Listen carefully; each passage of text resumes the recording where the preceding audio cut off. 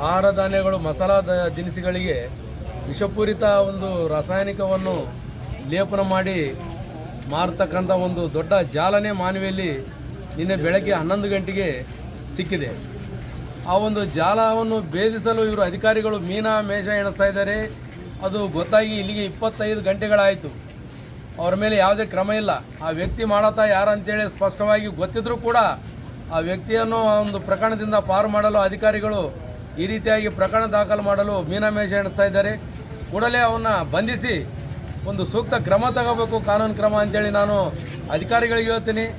ಇಲ್ಲಿ ಆಹಾರ ಸುರಕ್ಷತಾ ಗುಣಮಟ್ಟದ ಅಧಿಕಾರಿಗಳು ಏನಿದ್ದಾರೆ ಬನದೇಶ್ವರ ಅದ ಗೆಸ್ಟ್ ಆಫೀಸರ್ ಇದ್ದಂಗೆ ಐತೆ ನಮ್ಮ ಮಾನವಿಗೆ.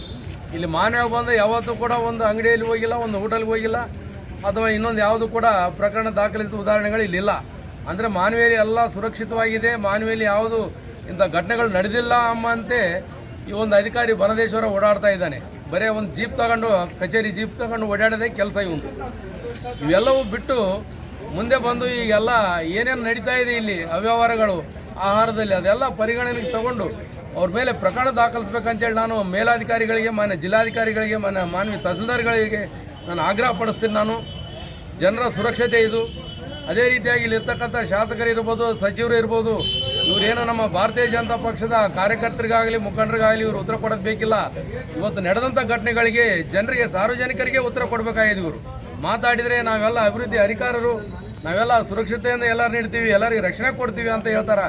ಇವರು ಸಾರ್ವಜನಿಕರಿಗೆ ಉತ್ತರ ಕೊಡಲಿ, ನಮಗೇನು BJP ಅವರಿಗೆ ಇವರು ಉತ್ತರ ಕೊಡೋದೇನು ಬೇಕಿಲ್ಲ. ನಮಗೆ ಈ ರೀತಿಯ ಒಂದು ಘಟನೆಗಳು ಮುಂದಿನ ದಿನಗಳಲ್ಲಿ ನಿಲ್ಲಿಸಬೇಕಿಲ್ಲಿ. ಇಲ್ಲದೇ ಇದ್ದರೆ ಉಗ್ರ ಹೋರಾಟ ಆಗ್ತದ.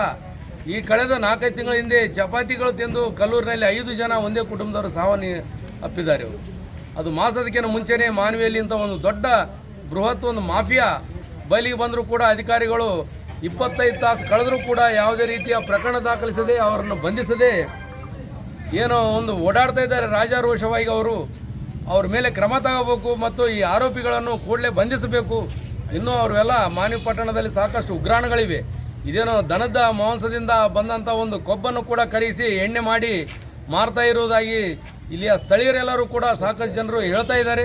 ಆ ಗೋದಾಮುಗಳು ನಿನ್ನೆ ಸೀಸ್ ಮಾಡಂದರೆ ಅಧಿಕಾರಿ ಸೀಸ್ ಮಾಡೋ ಅಧಿಕಾರ ನಮಗಿಲ್ಲ, ಅದನ್ನು ಇನ್ಸ್ಪೆಕ್ಟ್ ಮಾಡೋ ಅಧಿಕಾರ ಇಲ್ಲ ಅಂತೇಳಿ ಸಿನ್ನೂರಿಂದ ಬಂದಂಥ ಗುರುರಾಜ್ ಎನ್ನುವ ಒಬ್ಬ ಅಧಿಕಾರಿ ಇನ್ಸ್ಪೆಕ್ಟ್ರು ನುಣಿಸಿಕೊಂಡು ರಾತ್ರಿ 7:30-8 ಗಂಟೆಗೆ ಇಲ್ಲಿಂದ ಕಾಲು ಕಿತ್ತು ಹೋಗಿಬಿಟ್ಟ. ಈ ರೀತಿಯ ಘಟನೆಗಳು ನಡೆಯದಂತೆ ಮಾನ್ಯ ಜಿಲ್ಲಾಧಿಕಾರಿಗಳು ಕೂಡಲೇ ಮಧ್ಯಪ್ರವೇಶಿಸಿ ಅಧಿಕಾರಿಗಳನ್ನು ಕರೆಸಿ ಅವ್ರ ಮೇಲೆ ಸೂಕ್ತ ಕಾನೂನು ಕ್ರಮ ಜರುಗಿಸಬೇಕೆಂದು ನಾನು ಈ ಮೂಲಕ ಆಗ್ರಹಪಡಿಸುತ್ತೇನೆ.